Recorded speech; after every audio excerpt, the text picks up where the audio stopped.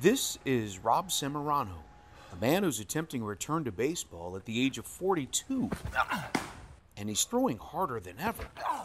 During a 45-pitch bullpen session on a regulation mound with a regulation ball, he threw 7 pitches over 100 miles an hour. But how's that possible? Is your pitching motion the same as what it was when you were pitching in the minor leagues? No, I'd say it's changed. The biggest thing is I just have a better understanding of where you generate velocity. And, you know, when I was in the minor leagues, I could feel what I was doing, but I didn't quite know exactly where I was getting it from, where now I'm a lot more conscious of it.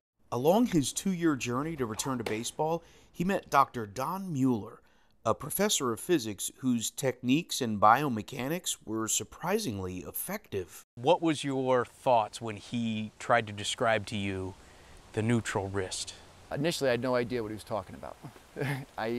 He's a very, very intelligent man. I like that. I like the fact that I could tell right from the get-go that he knew what he was talking about and that what he was talking about was science. What is the neutral wrist? How is that different than a typical pitch? It's really just keeping your wrist as loose as possible so that as you lay back, you can get that extension, or as he calls it, dorsiflexion in your hand. When we're here, we can only get so much external rotation, but when we supinate, it can actually externally rotate even a little bit more.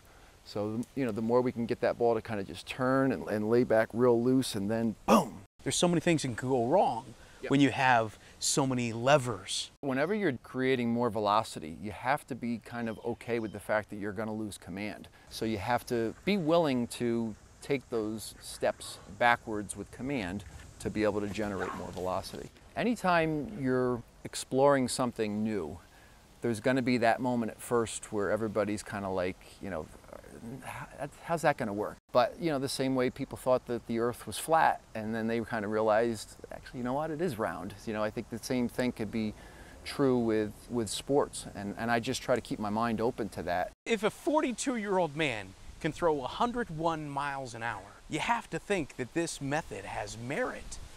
Yeah, I wouldn't do it if I didn't think it had merit.